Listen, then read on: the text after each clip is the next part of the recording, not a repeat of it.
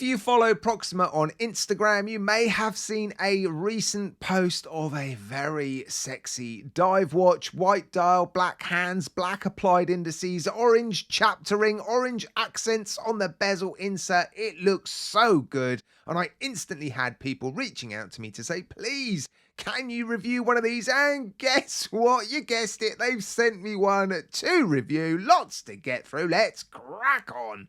The light box is over there. That's why I'm pointing over there.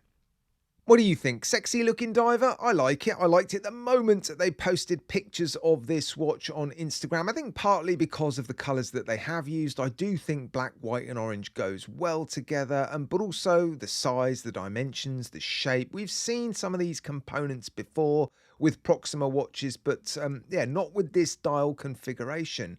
I do like it. Splash of colour on the hands, the chaptering, the bezel inserts, yeah, decent specifications as well, as you would expect, but you are going to pay for it. $269 out of the sale. Fingers crossed they'll heavily discount it during the upcoming 11th of the 11th sale. If I have a discount code for this watch, I'll put it in my video description. Let's run through the headlines. Sapphire crystal bezel insert. Now, I've said in videos in the past, I'm not wild about sapphire crystal bezel inserts because I don't like the way the markers and the numbers and yeah, all the sort of lines look to be sat at the bottom of the crystal. But with this watch, it doesn't look too obvious. The insert's not too thick, doesn't appear to be too deep. It's also white, which I think helps.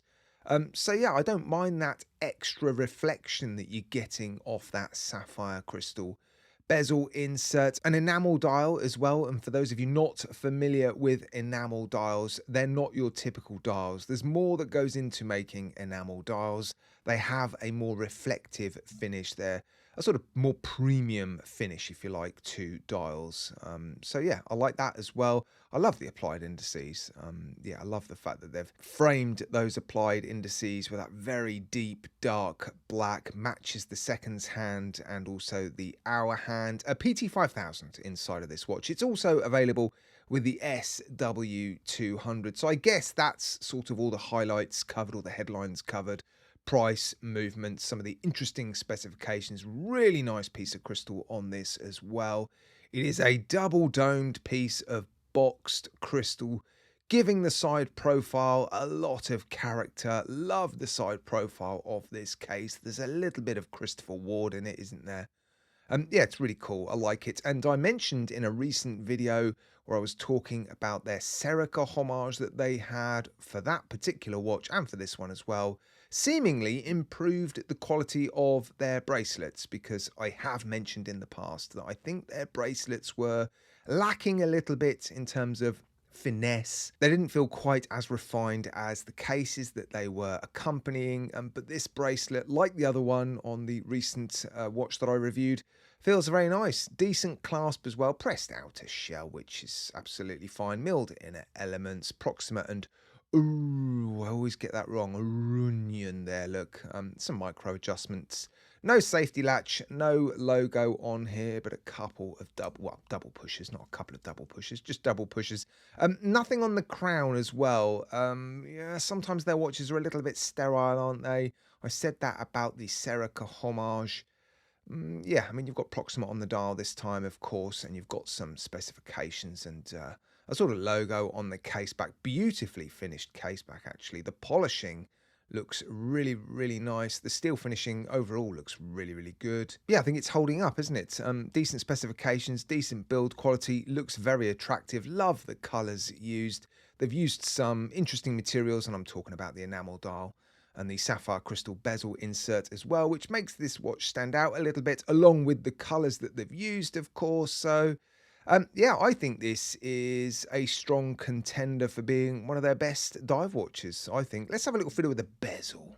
It's very quiet. The clicks aren't particularly crisp or defined. They feel quite sort of smooth and fairly muted. Even resistance feels like all the way around. Yep, let's check out the alignment. I think it's pretty good. Yeah, no back play, look. And the bezel insert looks to be pretty much perfectly aligned. So yeah, I'm happy with that. Nice. Oh, have a listen. Right, I'm going to take a quick break to ask a favour. You know what's coming. If you haven't done so already, I would love for you to hit that subscribe button and the bell notifications icon. I upload lots of videos every week, and if you enjoy them, I hope you reward me with a subscribe. Cheers, guys. If you do, I really do appreciate it. Thank you. Right, let's just finish off running through some of the specifications. This watch has the PT5000 in it. If you're not familiar with that particular movement, it is a Chinese clone, a legal clone of the ETA 2824, beating at 28,800 beats per hour, hacks and hand winds. And on the whole, these run pretty well. I'll pop it on the time grapher for you now. There is some loom. I'll show you the loom at the end of the video. I'll do my usual loom degradation test. We've also got, what have we got? Yeah, solid end links, solid links, screw pins, screw down case back, screw down crown, 200 meters of water resistance, decent fit with the end links. We don't ever seem to have poorly fitting end links anymore, do we? I barely mention it nowadays because, well, on the whole, end links fit very, very nicely, and they look to be, well, made specifically for this watch, don't they? The case and the end links marry up very, very nicely. Female end links as well. Plenty of links. Oh, and they have included, where is it? There it is. A couple of half links. I've removed one on this side. Yeah, I've mentioned that before with this bracelet in the previous video. Strange that they've included 4 micro adjustments and 2 half links. But anyway, I guess having more options to get the watch to fit better is better than having too few. Oh, decent AR coating as well, as you would expect from Proxima. They love loom and AR coating. On the whole, their watches have some of the best loom I've ever seen and some of the strongest AR coating as well. Look at that blue hue. I don't mind it on this watch, actually. Sometimes if it's too strong, it can be a little bit off-putting and perhaps, yeah, spoil the view through to the dial. But with this being a white dial with black and orange, yeah, it's absolutely fine, isn't it? Right, here it is then, set up for my roughly average sized wrist. And as you would expect, given there are micro adjustments on the clasp and half links in the bracelet, I've managed to get a perfect fit. I am quite fussy when it comes to the fit of watches that I wear, and yeah, fits perfectly. Decent weight distribution all the way around because you've got solid links in the bracelet, milled elements in the clasp. The case isn't too thick and heavy. Sits nice and flat on the wrist. Look, those female end links helping with the curvature around my wrist. Looks awesome. I love this one. I think Proxima have smashed it, I've got to say. Yeah, a really, really good offering by Proxima. But it is $269 US. That's about as much as I'd want to pay for a dive watch on AliExpress. That seems a little bit higher than normal for this watch, doesn't it?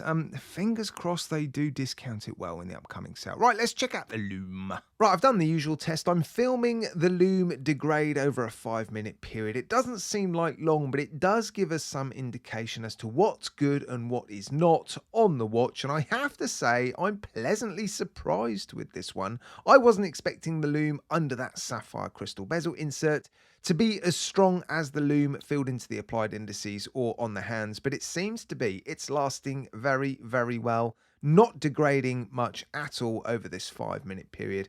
I know they produce watches with good loom, but this has exceeded my expectations. So yeah, fantastic loom.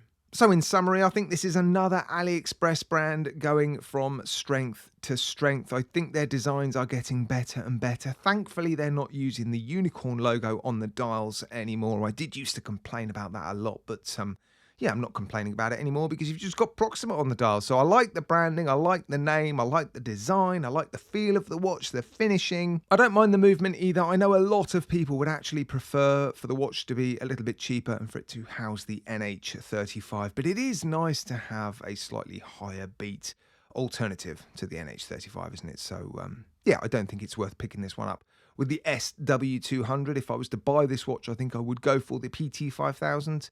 But yeah, $269. Ooh, it's a bit rich, isn't it? Fingers crossed it's discounted in the sale. Right, guys, as always, a massive thank you from me to you for tuning in. I do appreciate it.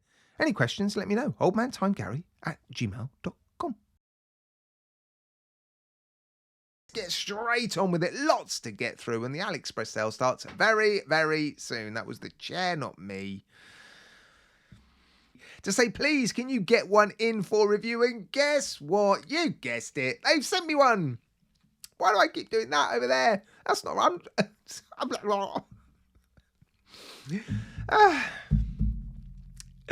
If you follow